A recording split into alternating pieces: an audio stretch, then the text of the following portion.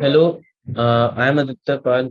अभी मैं triple I T C C T से सी एस सी इन बीटेक कर रहा हूँ। और मेरी मेंस की रैंक 34,000 थी। और मैं अभी गया में रहता हूँ। बेसिकली आज हम लोग वापस से प्रोबेबिलिटी की एक्सरसाइज 13.3 करने जा रहे हैं, जिसमें मैं आपको मीन्स यहाँ पे ये एक्सरसाइज बेस थ्योरम के ऊपर है। तो बेस थ्योरम आप जैसे जानते होंगे, ये कुछ नहीं, बहुत आसान सी टॉपिक है। अभी जैसे बेस थ्योरम क्या बोलती है कि if E1 E2 and to the E power n are n non empty events which constitute a partition of sample space S, that is E1 E2 E to the power 2 En, a pair was disjoint and E1 union E2 union dot En equal to S sample space के बराबर, and A is an event of non zero probability, then हम लोग कह सकते हैं कि P E I condition A equal to P E I P A condition E I. और उसके बाद जितने भी उसके सारे वो जैसे वो बनते हैं, क्या बोलते हैं उसको, जो भी कंडीशंस बनेंगे उसका समेशन होता है यहाँ पे। तो जब तो हमें यहीं पे ये प्रूव करा है कि ये बेस थ्योरम्स के ऊपर से कि ये फॉर्मूला टोटल प्रोबेबिलिटी थ्योरम की हो जाती है। ठीक है। और यहाँ पे ये भी है कि event E1 E2 E2 En are called hypothesis probability, EI is called priori probability of the hypothesis EI. Conditional probability P condition A is called a posteriori probability of hypothesis EI. Okay. Bayes theorem is also called formula for the probability of causes. जैसा कि बताया मैंने अभी। तो यहाँ पे examples है, examples को प्रैक्टिस कर लीजिएगा आप हमारे एक्सरसाइज के ऊपर। और जैसा कि आप देख सकते हैं, आज हमारी एक्सरसाइज 13.3 थी और 13.3 करनी है। तो उसमें हम पहले क्वेश्चन में आ जाते हैं, जिसमें बोल रहा है कि एक अर्न है and contain five red and five black balls. A ball is drawn at a random. Its color is noted and is returned to the urn. मतलब हम बॉल निकाल रहे हैं, उसको वापस सन में रिटर्न भी कर रहे हैं। ठीक है।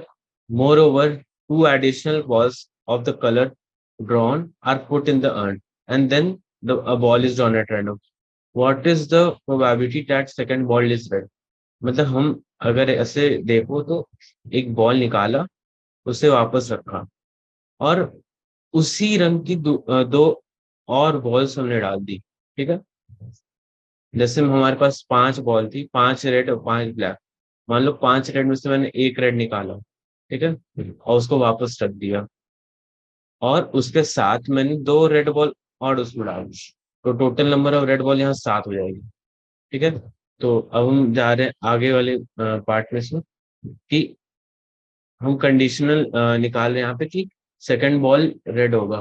Probability second ball is red equals to probability first ball black into probability second ball red if first ball is black। हमें पूछा गया था what is the probability that second ball is red. ठीक है। तो ये होगा कि probability of second ball red होगा कि पहला बॉल भी ब्लैक निकले, अ, और सेकंड बॉल रेड निकले अगर पहली बॉल ब्लैक हो। ठीक है। पहली बॉल से तो हमें मतलब नहीं है। प्लस इसमें ये भी है कि पहली बॉल हमारी रेड निकल जाए और दूसरी बॉल भी रेड निकले। तो हमारे पास ये दो केस हो रहा है यहाँ पे, जैसे कि एक ब्लैक बॉल हमने पहले निकाली तो हमारे पास हमने क्या वो करी, दो ब्लैक बॉल वापस डाल दी, प्लस और फिर बाद में एक रेड बॉल निकाल दी। ठीक है। तो ये हमारी एक केस हुई। अब दूसरे केस में ये हुआ कि हमने एक ब्लैक बॉल निकाली, एक रेड बॉल निकाली, दो नई रेड बॉल डाल दी, और फिर वापस एक रेड बॉल निकाल ली। तो हमारे पास यहाँ पे फिर 2 रेड बॉल एक्स्ट्रा हो जाएगी। तो जैसे हम देखेंगे यहाँ पे, ये हमारे पास हमने ये ब्लैक बॉल निकालने की प्रोबेबिलिटी निकाल दी कि ये 5/10 होगा। ठीक है।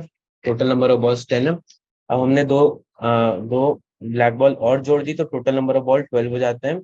पर रेड बॉल की काउंटिंग उतनी ही की उतनी रहेगी, क्योंकि कोई रेड बॉल ऐड नहीं हुई है। तो ये पहले वाली केस की हो गई, ये केस 1 की हो गई इतनी। अब केस 2 में ये हो रहा है कि हमने एक रेड बॉल निकाली, रेड बॉल की भी सेम प्रोबेबिलिटी आएगी 5/10, और दो नई रेड बॉल हमने जो डाली, तो उसकी वजह से टोटल नंबर ऑफ बॉल्स 12 हो जाएंगी। और जो हमने रेड बॉल ऐड की, तो उसके कारण नंबर ऑफ रेड बॉल्स ही बढ़ जाएंगी, तो उसकी प्रोबेबिलिटी 7/12 हो जाएगी। तो अब अगर हम इसको देखें तो इसकी वैल्यू कैलकुलेट करें तो हमारी हाफ के बराबर आती है। ठीक है, ये क्वेश्चन हमारी पहली नंबर वाली हो गई। अब सेकंड क्वेश्चन में आते हैं। यहाँ पे वह बोला जा रहा है, अ bag contain 4 red and 4 black balls. एक बैग है जिसमें 4 रेड बॉल है और 4 ब्लैक बॉल्स है, और दूसरी बैग है जिसमें 2 रेड बॉल है और 6 ब्लैक बॉल्स है। तो one of this bag is selected at random. दोनों में से कोई एक बैग को सिलेक्ट कर सकते हैं हम लोग, and a ball is drawn from the bag which is found to be red. ठीक है, find the probability that the ball is drawn from the first bag. तो इधर हमें ये बोला जा रहा है कि कोई भी एक बैग हम रैंडमली सिलेक्ट कर रहे हैं और उससे एक बॉल निकाल रहे हैं जो कि हमें पता है कि वो रेड होगी। ठीक है, तो हमें ये जानना है कि अगर वो बॉल रेड होगी तो क्या प्रोबेबिलिटी है कि वो बॉल बैग 1 से आए। ठीक है, तो उसके लिए हम पहले क्या करेंगे, बैग 1 तो हमने देख ली, हेयर फाइंड आउट की probability, calculate condition probability that if ball is red and ball is drawn from first bag। ठीक है, तो उसको हम लोग बेस थ्योरम के रूप में इस तरीके से लिख सकते हैं, प्रोबेबिलिटी B1 रेड, जो कि अगर बॉल रेड होगी और बैग 1 से आ रही है, इसकी प्रोबेबिलिटी हमें निकालनी है। ठीक है, ठीक है, हम आगे प्रोसीड करते हैं। हमारी यहाँ पे आप देख सकते हैं बेस थ्योरम से हमने ये लिखी है। अब टोटल प्रोबेबिलिटी थ्योरम यूज करके हम इसको इस फॉर्मेट में लिख सकते हैं, प्रोबेबिलिटी कि बैग 1 से हो और अगर हमारी रेड बॉल निकली हो, तो हम क्या लिखेंगे, इसको इस फॉर्म में लिख सकते हैं टोटल प्रोबेबिलिटी थ्योरम को यूज करके, probability of B1 into probability of R red ball हो और बैग 1 से आई हो, divided probability of B1 into probability of red ball अगर बैग 1 से आई हो, plus probability of B2 into probability of red ball bag B2 से आई हो। तो हम एक ये चीज जानते हैं कि अगर हमारे पास 2 बैग हैं और दोनों बैग में से हमें कोई एक बैग चूज करना है, कोई एक बैग ऐसा चूज करना है, तो हमारी उसकी प्रोबेबिलिटी 50-50% होगी ना, 50-50% मतलब हाफ।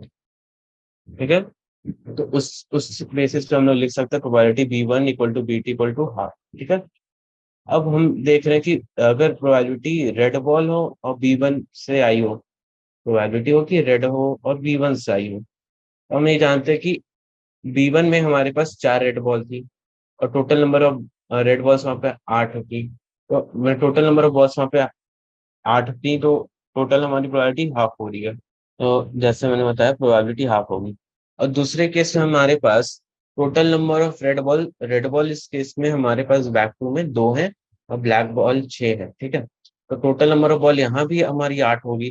तो हम यहाँ पे देख सकते हैं हमारी अगर प्रोबेबिलिटी रेड बॉल हो और बैक टू से हो, तो वो हम लिखेंगे 2/8 इक्वल टू 1/4। ठीक है, अब हम यहाँ अब हम सारी जो वैल्यूज हमने जो निकाल ली, अब हम पर्टिकुलरली इस इक्वेशन में डाल के हम इधर से आंसर निकाल सकते हैं, जो कि बहुत आसानी से आ जाएगी। ये हमारी इसकी वैल्यू हो जाएगी 3/8 और ये 1/4, तो हमारी इसकी वैल्यू 2/3 होनी चाहिए। तो हमारा जो आंसर आएगा वो 2/3 होगा, ये आंसर है। अब हम थर्ड क्वेश्चन पे आ रहे हैं। थर्ड क्वेश्चन में क्या बोल रहा है कि of the students in a college it is known that 60% reside in hostel, 60% hostel में रहते हैं, 40% are day scholars not residing in hostel, and previous year result report that 30% of all students who reside in hostel attain A grade and 20% of the day scholars attain A grade in the annual exam. At the end of the year, one student is chosen at a random from the college and he has an A grade. What is the probability that the student was a hostelier? तो हम यहाँ पे abbreviation से through denote करेंगे। H वो बच्चे होंगे जो होस्टिलियर है, और डी वो स्टूडेंट्स होंगे जो कि डे स्कॉलर है, और ए वो स्टूडेंट्स हैं जो कि जिन्हें ए ग्रेड आया। ठीक है। एच, ये एच हो गया, ये डी हो गया, और ये ए हो गया। ठीक है। ठीक है। Student selected as a hosteller has an A grade. और हमें तो उसको हम लोग प्रोबेबिलिटी के फॉर्मेट में कैसे लिखेंगे? Student selected as a hosteller has an A grade. A grade selected as a hosteller, मतलब हमें ये पता है कि उसकी ए ग्रेड है। ठीक है। ए ग्रेड है, ये हमें पता है, ये हमें पता है। ठीक है। और हमें इस बेसिस के ऊपर निकालना है कि अगर वो होस्टिलियर होगा कि नहीं। हमें ये प्रोबेबिलिटी निकालनी है, प्रोबेबिलिटी इसकी निकालनी है। ठीक है। तो जैसा कि अभी हम प्रोसीड करते हैं, तो अब हम देख सकते हैं जैसे कि प्रोबेबिलिटी, इसको हम वापस अपने टोटल प्रोबेबिलिटी थ्योरम से लिख सकते हैं। प्रोबेबिलिटी ऑफ एच होस्टिलियर हो और वो ए ग्रेडर हो। Probability hosteller into probability A grader हो और होस्टिलियर हो। ठीक है। और प्रोबेबिलिटी, हम फिर नीचे में probability day scholar into probability A grader हो और D D day day scholar हो, प्लस प्रोबेबिलिटी होस्टिलियर हो और इनटू प्रोबेबिलिटी ए ग्रेडियर हो और होस्टिलियर हो। तो हमें पता है कि हमने क्वेश्चन में ऊपर क्या गिवन है कि प्रोबेबिलिटी होस्टिलियर हो कि वो 60% हो। ठीक है। 60% को हम लिख सकते हैं 60/100। 60/100 को क्या लिख सकते हैं हम लोग? 0.6। तो ये हमारी प्रोबेबिलिटी होगी कि वो 0.6 होगा कि वो होस्टिलियर हो। प्रोबेबिलिटी डे स्कॉलर हो उसको हम वैसे ही 40/100 लिख सकते हैं, 40/100। ठीक है। जो कि हमारे 0.4 हो जाएगा। अब हमें क्वेश्चन में ये भी दी हुई है कि अगर वो होस्टिलियर हो, और ये प्रीवियस ईयर डेटा के हिसाब से था, प्रीवियस ईयर डेटा के हिसाब से कि अगर वो ए ग्रेडर है, तो अगर वो एक होस्टिलियर है तो इसके ए ग्रेडर होने का चांस 30% है, और अगर वो डे स्कॉलर है तो उसके ए ग्रेडर होने का चांस 20% है। ठीक है। ये हमारी हॉस्टल डेटा, वो प्रीवियस ईयर डेटा से आई है। ठीक है। तो हम ये वापस ये वैल्यूज इक्वेशन में डाल देंगे। तो हमें हमारे पास ये आती है प्रोबेबिलिटी ऑफ होस्टिलियर, अगर वो ए ग्रेडर और होस्टिलियर हो तो हम उसकी वैल्यूज आसानी से इक्वेशन में डालकर देख सकते हैं। 0.6 into 0.3 by 0.6 into 0.3 plus 0.4 into 0.2। हमें हमने यहाँ क्या किया, जो कि ऊपर वाली वैल्यूज थी प्रोबेबिलिटी कि वो क्या बोलते हैं, होस्टिलियर हो इंटू प्रायोरिटी ए ग्रेडर हो अगर वो होस्टिलियर होगा। ठीक है। और वही वापस से सेम टर्म नीचे भी आएगी, प्लस प्रायोरिटी अगर वो डे स्कॉलर हो इंटू प्रायोरिटी वो ए ग्रेडर हो डे स्कॉलर हो के। ठीक है। अब हम नीचे जाएंगे, तो जैसा कि आप देख सकते हैं हम वैल्यूज डाल दिए, हमने वैल्यूज डाल के सिंपल आंसर आ जाएगी। ओके। अब फोर्थ क्वेश्चन में आते हैं। In answering a question on a multiple choice test, a student either knows the answer or guesses. ठीक है। Let 3/4 be the probability that he knows the answer and 1/4 be with probability that he guesses. Assuming that a student who guesses the answer will be correct with probability 1/4. What is the probability that student knows the answer and given that he answered it correctly? ठीक है। तो हम अपने यहाँ पे वापस से abbreviation format में आ जाते हैं। ए को हम डिनोट करते हैं student knows the answer, B student guesses. ठीक है। और C student answer the question correctly. ठीक है। तो हमारे को प्रोबेबिलिटी क्या निकालने बोली? Student know the answer if he answered it correctly. ठीक है। स्टूडेंट को आंसर पता है अगर वो आंसर करेक्टली किया है। तो हम जैसा कि देख सकते हैं यहाँ पे गिवन है प्रोबेबिलिटी, हम कैसे स्टूडेंट नोज द आंसर, उसको आंसर पता है। ठीक है। And if he answered correctly, तो हमने क्या किया यहाँ पे, हमारे को ये पता है कि उसने करेक्टली आंसर किया है, और हमें निकालने की वो प्रोबेबिलिटी, प्रोबेबिलिटी इस चीज की निकालनी है कि उसको आंसर पता थी कि नहीं। ठीक है। तो इसको अब हम इस फॉर्मेट में लिख सकते हैं, probability A into probability C C condition A plus divided by probability A into probability C. अगर वो अगर ऐसे नहीं बोलते हैं, ठीक है चलो, प्रोबेबिलिटी ए की उसको आंसर पता है इंटू प्रोबेबिलिटी कि उसको आंसर पता है, उसने आंसर करेक्टली किया है, डिवाइडेड बाय प्रोबेबिलिटी ए की उसको आंसर पता है इंटू प्रोबेबिलिटी सी कि उसने सही आंसर किया जब उसको आंसर पता है, प्लस प्रोबेबिलिटी बी की उसने गेस किया है, और प्रोबेबिलिटी कि ये उसने आंसर करेक्टली किया वो भी गेस किए हुए, ठीक है। तो हमें जो जो वैल्यूज गिवन है हम वो कर सकते हैं। प्रोबेबिलिटी ए की अगर उसने क्या बोलते हैं उसने आंसर करेक्टली किया, और प्रोबेबिलिटी भी उसने गेस किया, इसकी वैल्यूज हमें गिवन थी। और प्रोबेबिलिटी सी अगर कि उसने करेक्टली आंसर किया है, अगर उसको आंसर पता थी तो उसकी वन होगी, क्योंकि ये ऑब्वियस सी बात है कि उसने वो जब उसको आंसर पता होगा तो उसने वो करेक्ट किया ही है, ठीक है।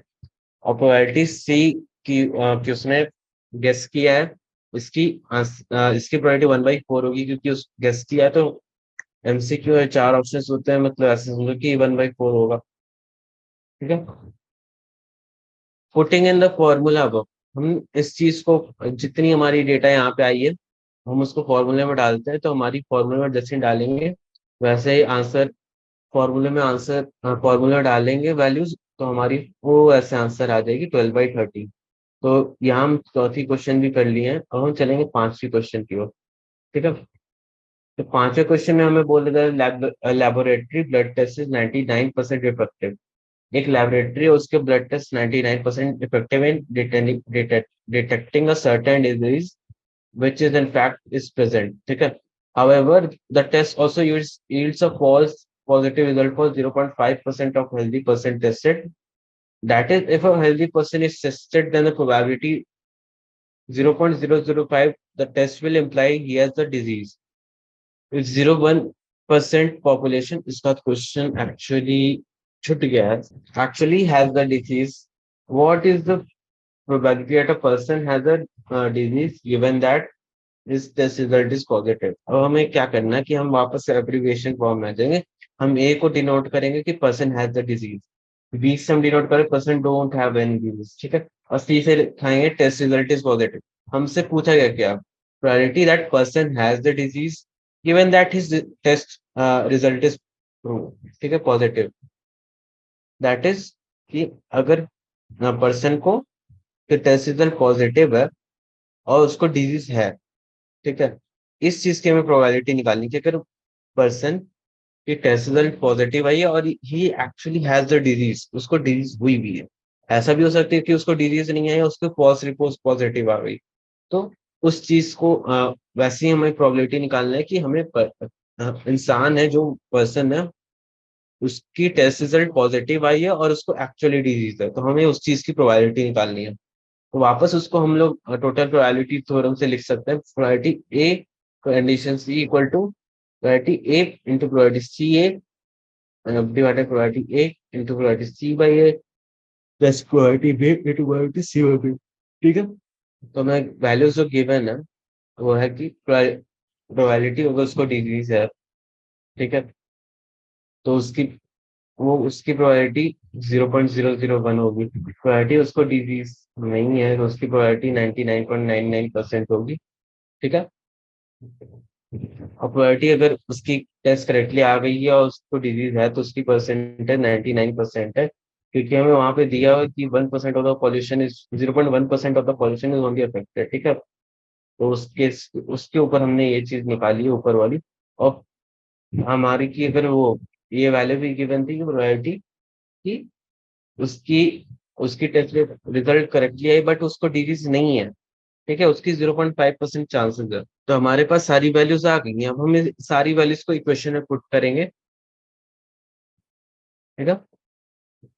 तो जैसे हम पुट करेंगे तो देखेंगे प्रोबेबिलिटी कि अगर उसको डिजीज है और वो एक्चुअली उस डिजीज से सफर कर रहा है तो उसकी प्रोबेबिलिटी आ जाएगी 0.001 into 0.99 by 0.001 into 0.99 plus 0.999 into 0.005, ठीक है। तो आफ्टर हम जब, क्योंकि ये बहुत बड़ी कैलकुलेशन है तो हम इसको बहुत आराम से करेंगे। और मोस्टली क्वेश्चंस में प्रॉब्लम है कैलकुलेशंस में ही होती है, क्योंकि कैलकुलेशंस हमेशा ऐसा होता है कि बच्चे गलती कर बैठते हैं, तो हम कैलकुलेशन बहुत आराम से करनी चाहिए इस क्वेश्चंस में। और हम यहाँ पे देख सकते हैं कि जैसे हमने कैलकुलेशन की, हमारी इस कैलकुलेशन की वैल्यू आ रही है 22/133, ठीक है। अब हम नेक्स्ट क्वेश्चन में प्रोसीड करेंगे। तो हमें इस क्वेश्चन में बोल रहा है कि there are 3 coins, one is two headed coin. एक है कि एक कॉइन हमारे पास जैसे 3 कॉइन्स है, ठीक है, और 3 कॉइन्स में ऐसा कि एक के दोनों साइड पे हेड है, इसके दोनों साइड 2 हेड है, और एक बायस कॉइन अपनी जो 75% मतलब 3/4 टाइम्स हेड ले आती है, ये बायस कॉइन है। और ये एक नॉर्मल कॉइन है, अनबायस्ड कॉइन है, जो कि जिसकी प्रोबेबिलिटी हाफ होगी कि वो है हाफ टाइम सेट आएगी और हाफ टाइम टेल्स आएगी, ठीक है। तो ये नॉर्मल कॉइन है, 3 कॉइन अपने पास है। तो हम इसको कॉइन C1 डिनोट करते हैं, कॉइन C2 डिनोट करते हैं, कॉइन C3 डिनोट करते हैं, ठीक है। अब हम ये H को डिनोट करते हैं कि उस हेड आने की, ये हेड है, कॉइन्स की head appears on the coin, ठीक है। H की ये प्रोबेबिलिटी होगी, और प्रोबेबिलिटी हम देखते हैं वापस कि coin is two headed if it shows head, ठीक है। तो हमें क्या निकालना क्वेश्चन है, कॉइन कॉइन अगर टू हेडेड हो इफ इट शोज हेड, ठीक है। हमें निकालना है प्रोबेबिलिटी C1 बार है, ठीक है। तो प्रोबेबिलिटी C1 हम वापस टोटल प्रोबेबिलिटी थ्योरम से लिख सकते हैं। एक्चुअली हम लोग टोटल प्रोबेबिलिटी थ्योरम में क्या ही कर रहे हैं, यहाँ पे हम देख रहे हैं कि ये जो हमारी कंडीशन रिक्वायर्ड है, भाई जितनी कंडीशन बन सकती है, इसलिए मैं बेस थ्योरम में क्या बोला कि प्रोबेबिलिटी ऑफ कॉजेस, ये हमारी कॉजेस हो गई, ठीक है। तो probability C1 into probability H बार C1, और वैसे ही सारी तीनों बार की हम करेंगे। और जैसा कि हम जानते हैं कि प्रोबेबिलिटी कॉइन 1 और कॉइन 2 और कॉइन 3 को चूज करने की हमारी प्रोबेबिलिटी 1/3 होगी, क्योंकि हम नहीं जानते कि हम कौन से कॉइन उठा रहे हैं, हम कोई रैंडमली कॉइन उठाएंगे। तो रैंडमली जब एक कॉइन उठा रहे हैं तो हमारे पास 3 कॉइन है, तो एक कॉइन चूज करने की प्रोबेबिलिटी 1/3 ऑब्वियसली होनी हो चाहिए, ठीक है। अब हम देखेंगे प्रोबेबिलिटी कॉइन 1 में हेड आने की, प्रोबेबिलिटी कॉइन 1 हेड में आने की होगी 1, क्योंकि दोनों साइड हेड है आपकी। अगर आपके पास कोई क्वेश्चन है उसमें एक क्वेश्चन, एक चीज के अलावा दूसरी ऑप्शन है नहीं, तो वो उसकी प्रोबेबिलिटी 1 होनी चाहिए। तो वैसे ही सेकंड केस में पॉइंट C2 में हम देखेंगे हेड आने की प्रोबेबिलिटी 75% है, क्योंकि वो बायस पॉइंट है। वो ऐसा बायस पॉइंट को मतलब क्या होता है कि एक साइड भारी कर देते हैं लोग, क्योंकि अ, ताकि वो साइड बार बार आए, तो इसको बोलते हैं बायस पॉइंट, ठीक है। तो हमारी कॉइन C2 बायस है, तो वो 3/4 टाइम्स हेड लाती है, 3/4 टाइम्स हेड लाती है। और कॉइन 3 हमारी अनबायस्ड है, तो वो उसकी पूरी हाफ प्रोबेबिलिटी होगी कि वो हेड लाए, ठीक है। अब जब हमारी ये सारी डेटाज आ गई हैं, तो हम इस डेटाज को वापस इस वाले ऊपर वाले इक्वेशन में डालेंगे, ठीक है। इसमें लोड होने दो, सारी वैल्यूज हम डाल के देखते हैं, तो हमारी आंसर 4/9 आती है, ठीक है। अब हम नेक्स्ट क्वेश्चन में पढ़ेंगे। तो सातवें क्वेश्चन में बोल रहा है कि an insurance company insured 2,000 scooter drivers, 4,000 car drivers, and 6,000 truck drivers. Probability that of an accident that accidents are 0.0.1, 0.001, 0.03 and 0.15 respectively, ठीक है। मतलब स्कूटर की एक्सीडेंट होने की प्रोबेबिलिटी 0.01 है, कार की 0.03 है, और ट्रक की 0.15 है। One of the insured person meets with an accident. What is the price that is a scooter driver, ठीक है। तो ऐसा हमारी scooter driver met with an accident की क्वालिटी है, ठीक है। और सी हमारी हम डिनोट करेंगे car driver mets an accident. T हम डिनोट करेंगे truck driver met with an accident. A हम बोलेंगे कि ड्राइवर इज इंश्योर्ड, ठीक है। तो अब हम आगे इस क्वेश्चन में बढ़ते हैं कि हमें पूछा क्या जा रहा है कि प्रोबेबिलिटी अगर एक ड्राइवर है वो एक्सीडेंट से मेट करता है, वो स्कूटर ड्राइवर है, ठीक है।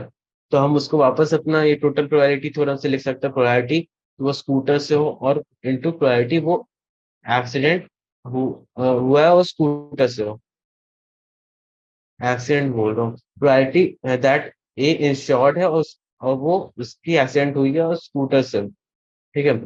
तो वापस हम वही लिखे प्रायोरिटी की वो स्कूटर से है और वो उसकी वो प्रायोरिटी दैट वो स्कूटर से एक्सीडेंट मत किया हो और वो इंश्योर्ड हो, और प्रायोरिटी फिर वही कार, स्कूटर और फिर यहाँ पे ट्रक पे, ठीक है। तो हमारे क्वेश्चन में गिवन है कि प्रायोरिटी स्कूटर की 0.01 होगी, प्रायोरिटी कार की 0.03 होगी और प्रायोरिटी ट्रक की हो उसकी 0.15 की हो, ठीक है।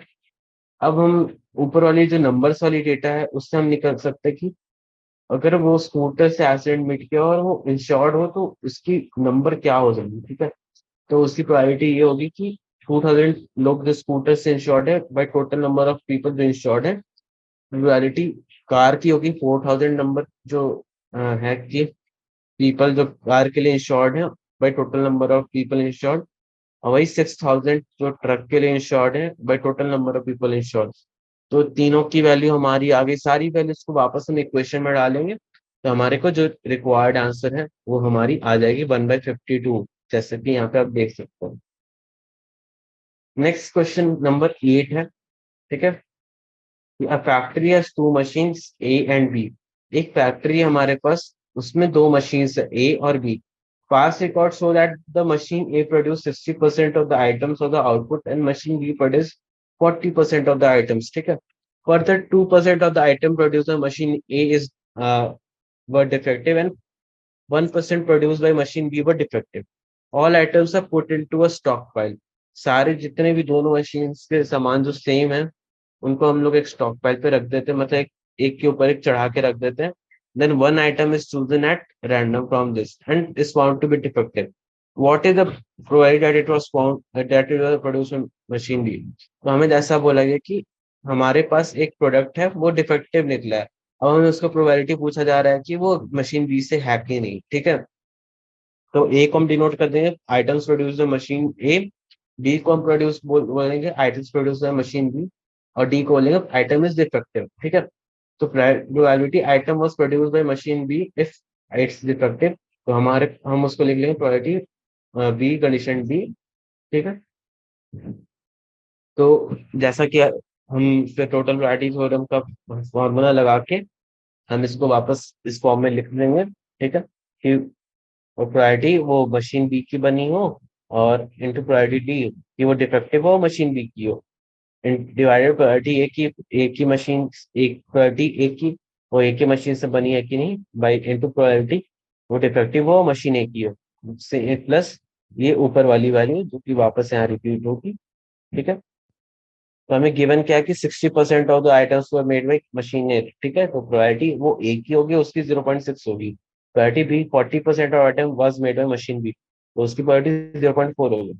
अब हमें ये भी पता है कि प्रायोरिटी अगर डिफेक्टिव और मशीन ए से हो तो उसकी परसेंटेज 2% है, तो हमें उसकी प्रोबेबिलिटी पता है। और प्रायोरिटी डिफेक्टिव और मशीन बी से हो उसकी भी प्रोबेबिलिटी पता है हमें कि 1% होगी, तो मतलब कि 0.01 ठीक है। अब putting values in the equation हम वापस उस वैल्यूज को इक्वेशन में डाल देंगे, ठीक है। तो हमारी इसकी वैल्यू हमारे पास आ जाएगी 0.4 into 0.01 divide by 0.04 into 0.01 plus 0.6 into 0.02। ये हमारी ए की है, ये हमारी बी की है, ठीक है। बी की, हाँ, ये बी की है, ये बी की है और ये ए की है। और तो हम इसको सिंप्लीफाई करके लिख सकते हैं, मतलब सारे अगर आप पॉइंट्स हटा दो तो सिंप्लीफाई करके लिख सकते हैं 4/4 + 12, ठीक है। जो कि हमारी 4/16 के बराबर हो जाएगी, उसकी वैल्यू हो जाएगी 1/4, ठीक है। तो हमारी 8th क्वेश्चन भी यहाँ पे हो जाती है। अब 9th क्वेश्चन में आएंगे। 9th क्वेश्चन बोला है two groups are competing for the position on boards of director of a corporation.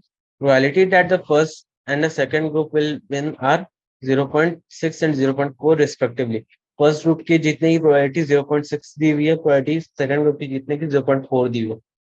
If further, if first group wins, the probability of introducing a new product is 0.7 and the corresponding probability is 0.3 if the second group wins, ठीक है। तो यहाँ का company war चल रही है, यहाँ पे कंपनी में दो ग्रुप्स हैं, दो ग्रुप में से एक ग्रुप अगर जीतेगी तो कि प्रोडक्ट लाने की प्रोबेबिलिटी 0.7 है और दूसरे की 0.3 है। ठीक है, तो हम यहाँ पे डिनोट कर देते हैं वापस एवरेशन। ए पे मान लो एक से पहली ग्रुप जीत गई, बी मानो सेकंड ग्रुप जीत गई, और सी मानो कि न्यू प्रोडक्ट इज इंट्रोड्यूस। ठीक है, अब हमारे को ये दिया हुआ है कि हमें ये बोला गया कि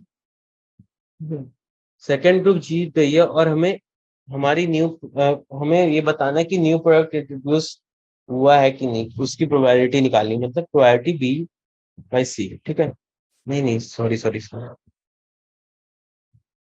एक्चुअली उल्टा है यहाँ पे। हाँ, sorry sorry sorry sorry. Probability की हमें हमें ये पता है कि एक नया प्रोडक्ट इंट्रोड्यूस हुआ है।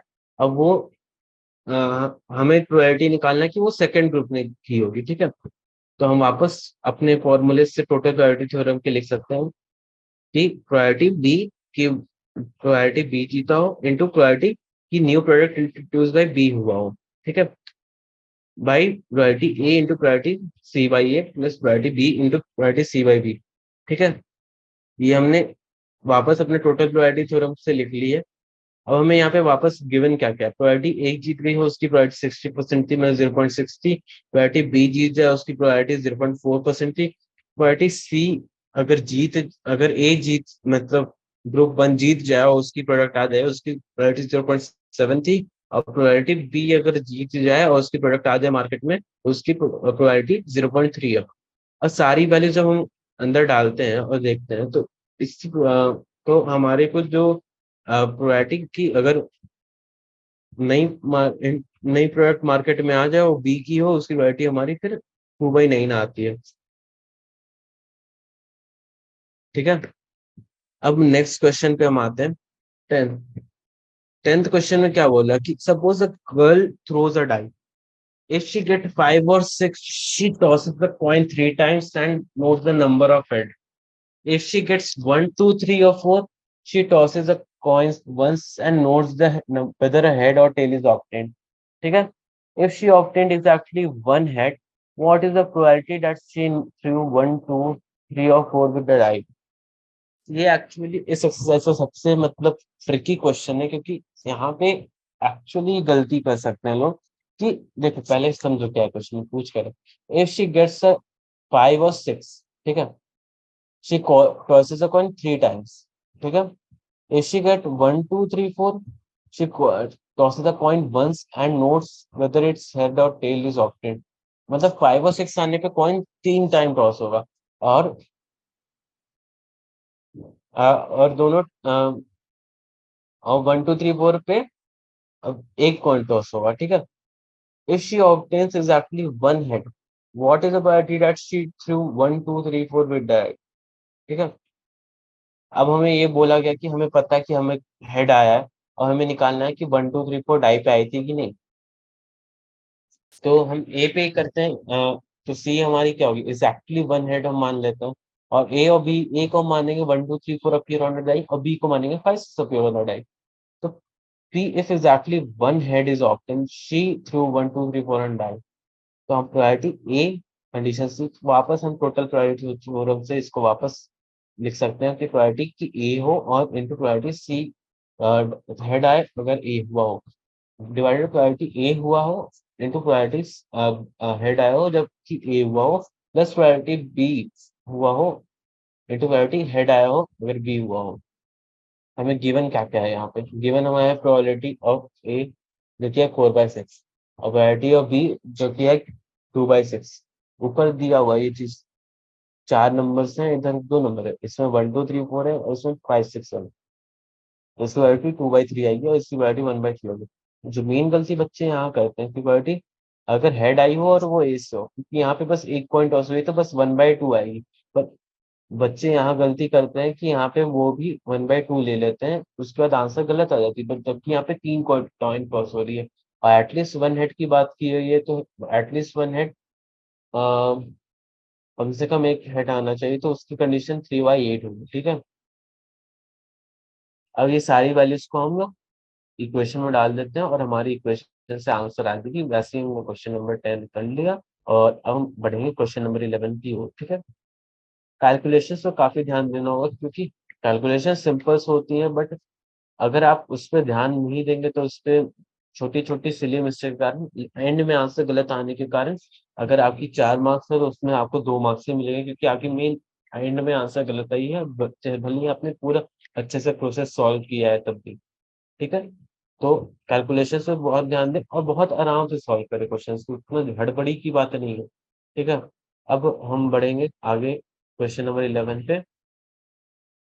A manufacturer has three machine operators A, B, and C. The first operator A produces 1% defective items, whereas other two operators B and C produce 5%, 7% defective items. ठीक है? तो हमें ये बोला कि अगर आइटम डिफेक्टिव होगी तो हमारी ए की प्रोड्यूस की परसेंटेज इतनी होगी, बी की इतनी होगी और सी की इतनी होगी। ठीक है? ए if A is on the job for 50% of the time, B is on the job for 30% of the time, C is on the job for 20% of the time. जो जितना ज़्यादा टाइम पे है उतना कम डिफेक्टिव कर रहा है, बड़ी अच्छी बात है। और defective item is produced, what is the probability that it is produced by A? ठीक है? तो पहले हम कंसीडर करते हैं कि A item was produced by operator A. B से हम डिनोट कर रहे हैं कि item was produced by operator B. C से हम डिनोट कर रहे हैं item was produced by operator C. ठीक है? और डी से बोल रहे हैं आइटम डिफेक्टिव है। ठीक है? C. Probability that item was produced by operator A if it's defective. तो हमारे को ये पता है कि आइटम डिफेक्टिव है, ठीक है? और हमें पूछा जा रहा है कि वो ए से प्रोड्यूस हुआ है कि नहीं, ठीक है? तो सिंपल सी क्वेश्चन है, यहाँ पे कुछ करना ही नहीं है, हमें सारी दी हुई है प्रोबेबिलिटी दैट आइटम डिफेक्टिव हो और ए से प्रोड्यूस हो, तो हम ये इसको लिख सकते हैं प्रोबेबिलिटी इसको वो टोटल प्रोबेबिलिटी थ्योरम के फॉर्मूले से ए से बनी हो और वो डिफेक्टिव और ए से हो। प्रोबेबिलिटी ए से बनी हो और प्रोबेबिलिटी डिफेक्टिव हो और ए से हो। प्रोबेबिलिटी बी से बनी हो प्रोबेबिलिटी डिफेक्टिव हो और बी से हो। प्रोबेबिलिटी सी से बनी हो और प्रोबेबिलिटी डिफेक्टिव हो सी से हो। ठीक है? तो हमारी सारी वैल्यूज गिवन ही है कि ए 50% टाइम करता था तो उसकी प्रोबेबिलिटी 0.5 होगी। बी 30% टाइम काम करता था तो उसकी प्रोबेबिलिटी 0.3 होगी। प्रोबेबिलिटी सी 20% टाइम करता था और प्रोबेबिलिटी उसकी 0.2 होगी। ठीक है? अगर प्रोबेबिलिटी वो ए की प्रोड्यूस हो और वो डिफेक्टिव हो तो उसकी परसेंटेज 1% है तो 0.01। प्रोबेबिलिटी बी हो और उसकी डिफेक्टिव हो बी से प्रोड्यूस हो तो उसकी प्रोबेबिलिटी 5%, ठीक है? 0.05। और प्रोबेबिलिटी सी से प्रोड्यूस हो डिफेक्टिव हो उसको 7%, तो मतलब 0.07। ठीक है? सारी वैल्यूज को हम वापस इक्वेशन में डाल देंगे जैसे जैसे बोला है, ठीक है? और डाल के सिंप्लीफाई करेंगे तो हमारे पास आ जाएगा 5/5 प्लस 15 प्लस 14, जिसकी वैल्यू 5/34 के बराबर होगी। ठीक है? तो अब हम ये क्वेश्चन नंबर 11 हो गया है। अब क्वेश्चन नंबर 12 के ऊपर चलेंगे। 12 में बोला जा रहा है a card from a pack of 52 card is lost from the remaining card of the pack, two cards are drawn and found to be both diamonds, find the probability of the lost card being a diamond. ठीक है? तो हम बोले कि हम E1 से denote करते हैं कि लॉस्ट कार्ड डायमंड हो, ठीक है? E2 से डॉट डिनोट करें लॉस्ट कार्ड डायमंड ना हो और ए से डिनोट करेंगे टू कार्ड और बोथ आर डायमंड। ठीक है? तो हमें बोला ये जा रहा है कि lost card being a diamond if two cards are found to be of diamond, मतलब हमें बोला जा रहा है कि प्रोबेबिलिटी इवन, अगर हमें पता है कि दोनों कार्ड निकली जो है हमने ड्रॉ की वो डायमंड है, तो हमें पूछा जा रहा है कि हमें कि अगर वो जो एक लॉस्ट कार्ड है वो जो एक लॉस्ट कार्ड है वो हमारी डायमंड की हो, ठीक है? तो हम इसको वापस टोटल प्रोबेबिलिटी थ्योरम से क्या लिख सकते हैं कि प्रोबेबिलिटी वो डायमंड की हो और वो दोनों कार्ड जो निकाले हैं प्रोबेबिलिटी की वो डायमंड से लॉस की हो और प्रोबेबिलिटी वो टाइम वो दोनों कार्ड ड्रॉन की वो डायमंड की है और वो अ, हमें पता है कि डायमंड से लॉस की है। ठीक है? डिवाइडेड बाय प्रोबेबिलिटी ई कि वो डायमंड से लॉस की है और यहाँ पे प्रोबेबिलिटी कि ये डायमंड से लॉस नहीं की है। तो हम एज्यूम करते हैं कि मान लो वो डायमंड से लॉस नहीं की है। ठीक है? ठीक है, यहाँ पे हम कहेंगे कि डायमंड से लॉस नहीं की और डायमंड से लॉस प्रोबेबिलिटी की वो डायमंड की हो, sorry sorry sorry, loss card is diamond dot, probability की वो डायमंड की हो तो वो क्या होगी 1/4 होगी। 13 कार्ड्स होते हैं डायमंड में तो 1/4 प्रोबेबिलिटी की वो डायमंड की हो और डायमंड की ना हो उसकी तो 1 - 1/4 हो जाएगी, 3/4 हो जाएगी। Probability that two cards are drawn and are from lost card is diamond, ठीक है। तो हमारी डायमंड की एक कार्ड लॉस कर गई तो हमारी टोटल नंबर ऑफ कार्ड्स 12 होगी और हमें इसमें से दो कार्ड चूज करनी है। तो उसकी हम यहाँ पे हम परमुटेशन कॉम्बिनेशन का यूज करके 12C2 लिख सकते हैं, ठीक है, 12C2 लिख सकते हैं। और हमारी एक कॉस्ट लॉस कर गई तो 52 से 51 हो गई है और 51 से हमें दो कार्ड चूज करनी है, तो उसकी प्रोबेबिलिटी हम निकाल रहे हैं यहाँ पे, ठीक है। तो इसकी वैल्यू हमारे पास आएगी 22/19 × 25, ठीक है। और ये सिमिलरली वो हो गई कि two cards are drawn if the lost card is not a diamond, ठीक है। तो वो उसकी दो प्रायोरिटी क्या होगी, 13C2, 13 कार्ड होते हैं डायमंड में, ठीक है। 13 में से दो निकालना है और वही वापस एक कार्ड लॉस्ट है तो 51C2। नीचे डिनोमिनेटर सब में सेम आ रहा है, बस ऊपर के न्यूमरेटर में अंतर आया है, ठीक है। वापस पूरे सारी वैल्यूज को हम जब इक्वेशन में डालेंगे इसकी कैलकुलेशन काफी हार्ड होने वाली है क्योंकि बहुत सारी वैल्यूज मतलब मल्टीपल है, बट इसको भी एक इजी तरीके से आप कर सकते हैं कि अगर आप देखें कि 4 4 4 तीनों में कॉमन है तो तीनों को काट दो, 19 और 25 दोनों तीनों में कॉमन है, तीनों को काट दो तो तुम्हारी बस न्यूमरेटर की पार्ट बचेगी, ठीक है। और न्यूमरेटर में भी तुम देख सकते हो कि ये पूरी 2 के मल्टीपल है, तो 2 को काटो 11 बचेगा, 2 को काटो 11 बचेगा और 26 को काटो 13 बचेगा, ठीक है। तो 22/22 प्लस 3 × 26 हमारा क्या इसका टोटल वैल्यू आएगा 11/50, ठीक है। अब हम नेक्स्ट क्वेश्चन में जा रहे हैं, क्वेश्चन नंबर 30। हम यहाँ पे देख सकते हैं probability A that A speaks to 4/5 है और a coin is tossed, a report that a head appears, probability that was actually a head, ठीक है। तो ये बोला जा रहा है कि ए स्पीक्स ट्रूथ है, एफ ए लाइज करता है और probability head appears on the coin। तो हमें पूछा जा रहा है कि प्रोबेबिलिटी अगर ए हेड रिपोर्ट किया है और वो एक्चुअली हेड हो उसकी प्रोबेबिलिटी हमें निकाल दो, ठीक है, कि हमें ए स्पीक्स ट्रूथ। तो अगर इसकी प्रोबेबिलिटी हम निकाले तो कि प्रोबेबिलिटी अगर वो ट्रुथ बोल रहा है और एक्चुअली और वो ट्रुथ बोल रहा है हेड आई हो, ठीक है। और वो फिर वो वही वैल्यू नीचे प्रोबेबिलिटी एफ की वो झूठ बोल रहा है और प्रोबेबिलिटी हेड आई हो झूठ बोल रहा है और हेड आई, ठीक है।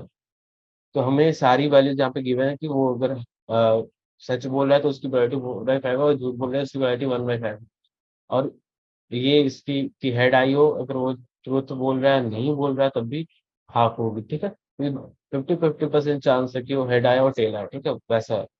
अब हम यहाँ पे वैल्यू 50-50% चांस कि वो सच बोल रहा है और झूठ बोल रहा है, ठीक है, ठीक है। तो सारी वैल्यूज हम यहाँ पे पुट करेंगे तो हमारे यहाँ से 4/5 आ रही है, 4/5 हमारी ए ऑप्शन में, ठीक है।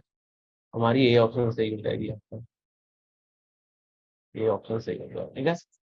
अब नेक्स्ट क्वेश्चन में प्रोसीड करेंगे तो पहले पढ़ लो, if A and B are two events so that A the subset of B and P B is not equal to 0 then which of the following is correct, ठीक है। ये तो पहला ऑप्शन तो पहले ही गलत हो गया, इसको तो ऐसे ही हटा दो, ठीक है। अब हमें ये और ये में चेक करना है तो हम यहाँ पे टोटल प्रोबेबिलिटी थ्योरम का यूज करके चेक करेंगे, ठीक है। ए सबसेट ऑफ बी जैसा कि आप देख सकते हो तो प्रोबेबिलिटी होगा कि ए इंटरसेक्शन भी हम लिख सकते हैं, यहाँ से हम वेन डायग्राम के थ्रू हम देख सकते हैं ए इंटरसेक्शन बी की वैल्यू ए के बराबर होगी, ठीक है। तो हम यहाँ पे दोनों साइड प्रोबेबिलिटी लगा देते हैं ब्रैकेट लगा के, तो हम वापस इस फॉर्मेट में लिख सकते हैं और ये हमारे पास एक टर्म आ गया, ठीक है। इसको हम 1 से डिनोट कर देते हैं।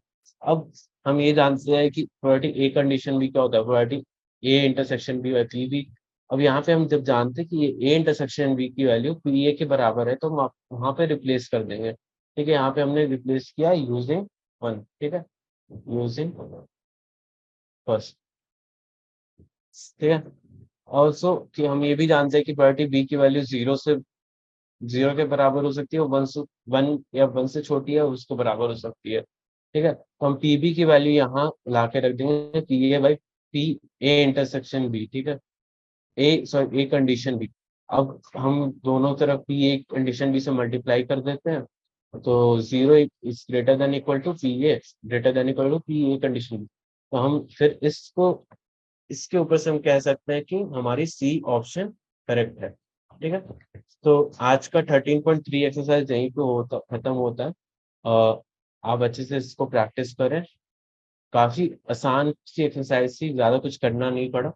तो हमारी यहाँ पे सी पे आंसर है, सीधे आंसर है।